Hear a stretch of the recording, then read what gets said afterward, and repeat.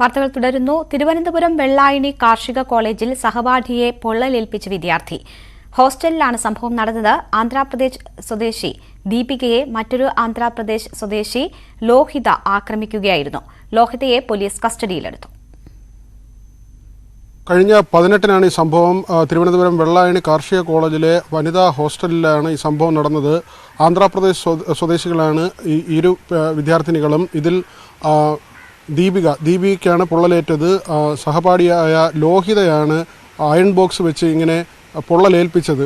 2 വർഷമായി ഇവർ ഒരു റൂമിൽ ഉണ്ടായിരുന്നു. നേരത്തെ വലിയ സൗഹൃദത്തിലായിരുന്നു. ഇരു വിദ്യാർത്ഥികളും പരസ്പരം വീടുകളിലൊക്കെയും പോകുമായിരുന്നു. പിന്നീട് ഇവർ തമ്മിൽ വാക്കേറ്റമുണ്ടാകുന്ന സാഹചര്യങ്ങൾ, പല കാര്യങ്ങളിലും അഭിപ്രായ വ്യത്യാസമുണ്ടായി. ഏറ്റവും ഒടുവിലാണ് ഇങ്ങനെ അസഭ്യം പറയുന്ന നിലയിലേക്ക് മാറി. അവിടെ ദീപികയെ ലോഹിത അസഭ്യം പറഞ്ഞു എന്നതാണ് പരാതി. തുടർന്ന് ദീപികയും ലോഹിതയോട് ഈ മോശം വാക്കുകൾ ഉപയോഗിച്ചു.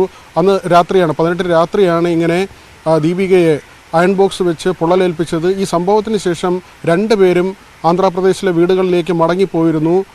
ഈ വിവരം അറിഞ്ഞ 2 സഹപാഠികളുണ്ടായിരുന്നു. ഇവരാകട്ടെ കോളേജ് അധികൃതരെ ഈ വിവരം അറിയിച്ചതുമില്ല. ഈ വിവരം പിന്നീട് പുറത്തു വന്നതിനെ തുടർന്ന് വീട്ടുകാർ തന്നെയാണ്, അതായത് ഈ പൊള്ളലേറ്റ പെൺകുട്ടിയുടെ വീട്ടുകാരാണ് കോളേജിനെ ഫോൺ മുഖാന്തരം ഈ വിവരം അറിയിക്കുന്നത്. ഇതിൻ്റെ അടിസ്ഥാനത്തിൽ കഴിഞ്ഞ ദിവസം ഇവിടേക്ക് ഇരു വിദ്യാർത്ഥികളോടും എത്താൻ ആവശ്യപ്പെട്ടിരുന്നു. പോലീസ് ഇപ്പോൾ മൊഴി രേഖപ്പെടുത്തിയിട്ടുണ്ട്. വൈകാതെ തന്നെ കേസെടുക്കും. ഇങ്ങനെ ആയുധങ്ങൾ വെച്ച് പൊള്ളലേൽപ്പിച്ചതടക്കമുള്ള വകുപ്പുകൾ ചേർത്താണ് കേസെടുക്കുന്നത്. കഴിഞ്ഞ ദിവസം ജനറൽ ആശുപത്രിയിൽ വൈദ്യപരിശോധനയ്ക്ക് വിധേയമാക്കിയിരുന്നു.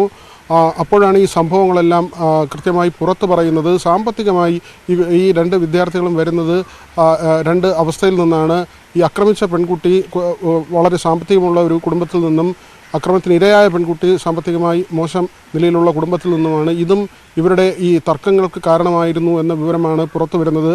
3 വിദ്യാർത്ഥികളെ, ആക്രമിച്ച പെൺകുട്ടിയടക്കം 3 പേരെ കോളേജ് സസ്പെൻഡ് ചെയ്തിട്ടുണ്ട്. ഈ വിവരം പുറത്തു പറയാത്തതിനാണ് മറ്റ് 2 കുട്ടികൾക്കെതിരെയുള്ള നടപടി ഉണ്ടായത്. ഏതായിരുന്നാലും ഇപ്പോൾ പോലീസ് മൊഴി രേഖപ്പെടുത്തി. ആക്രമിച്ച പെൺകുട്ടി ലോഹിത ഇപ്പോൾ തിരുവല്ലം പോലീസിൻ്റെ കസ്റ്റഡിയിലുണ്ട്. വൈകാതെ തന്നെ അറസ്റ്റ് രേഖപ്പെടുത്തും.